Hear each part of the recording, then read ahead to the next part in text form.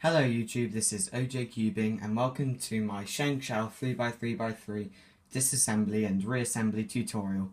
This tutorial will be split into two different types. Type 1 is a bit faster but a bit less certain, and you must be able to solve the 3x3x3 in order to successfully reassemble it. And type 2 is a bit slower and more methodical, but it's more definite and you know that the cube is definitely solvable. In this tutorial I will be doing type 2 and I'll leave a link in the description for type 1. So first of all we're going to disassemble our cube. Now reasons this might be because A, the pieces have popped out and you just need to reassemble it, or maybe you want to lubricate your cube and tension it, in which case you're going to want to take it apart like this. So first of all we're going to take our cube and we're going to have the top layer and turn it 45 degrees so that these half turn misaligned, and you can see here that we need to pop this edge piece out. So we're going to stick our thumb underneath the edge piece and just pull it out like that. As you can see, that's what the edge pieces look like. Next, it's really easy. You can just take out the corner pieces, and then when you got something like that you can just turn the layers and the pieces will all just pop out. Try not to lose any of them because otherwise the cube will obviously not be able to be solved.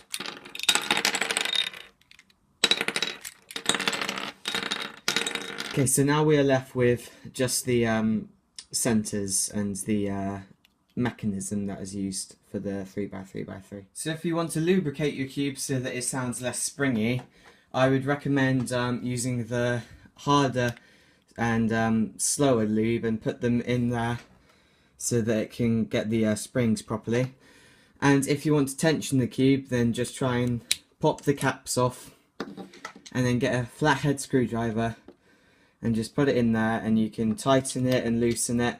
But I recommend making sure that you count the number of half turns or turns that you do so that all of your centres will have the same tension, otherwise the cube will be really difficult to manage. So for the type 2 tutorial, what we want to do first is organise all the pieces.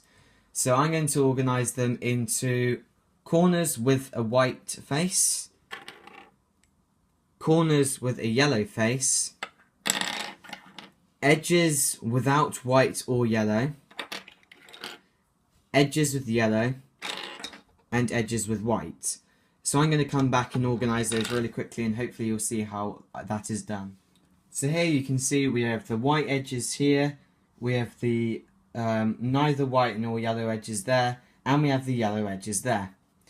We've also got the yellow corners over here and the white corners over here, but the white and yellow faces are on the floor or on the table so that they stand up easier, just because it makes it easier to know which one's which.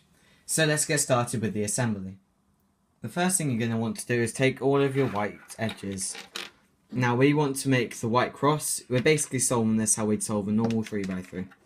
So we're going to take, let's say, the blue and the white edge. Here's the blue, so we just slot that in there like that. Now let's take the green and white edge and we'll slot that in like that. And then we've got the red edge and white, and what I'm going to do is I'm going to slot it in down here just because it makes sure that it doesn't interfere with the other pieces. And then I can just rotate that upwards to here.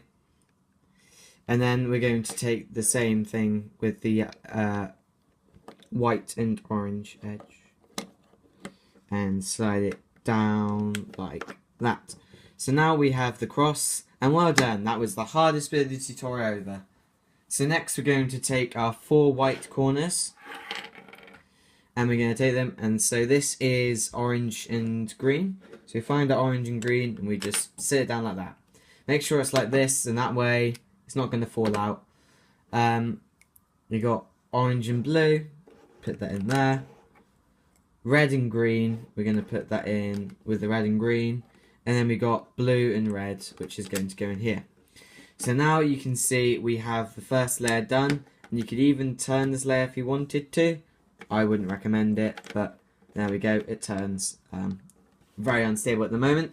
So what we're going to do now is we're going to take the edges that don't have white or yellow on them. This is orange and green.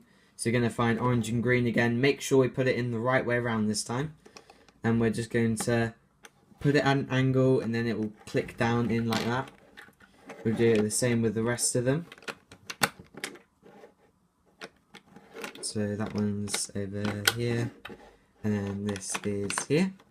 And there. Now, it's a lot easier to rotate this. Don't rotate anything up there though, because everything will fall out again. So now we're just left with the yellow stuff. So, just going to move the camera a bit closer. Going to take a random yellow edge. Let's take the green and yellow edge. And make sure that this face is turned 45 degrees again to what the normal is. And we're going to just put that in an angle underneath there. And just use that to click it in. So next we're going to find the two yellow and green corners, which are here. We're going to take this one, it clearly goes in there with the red, and this one here is going to go in with the green.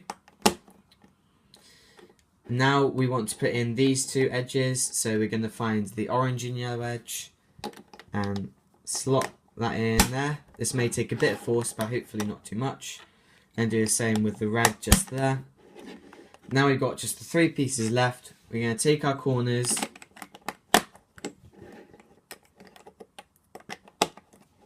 and again we just got the last edge. Just going to put that in there, and there we go. We have the 3x3 completely reassembled, and as you can see it's all complete. If you do have a piece that's in the wrong orientation or something, then you need to fix that now before you scramble it, otherwise it's not going to be solvable. So remember to check out my Type 1 tutorial. Decide which one suits you best, and please tell me in the comments because I'd love to know your opinions. Leave this tutorial a like if you thought it was a good one, and have a great day.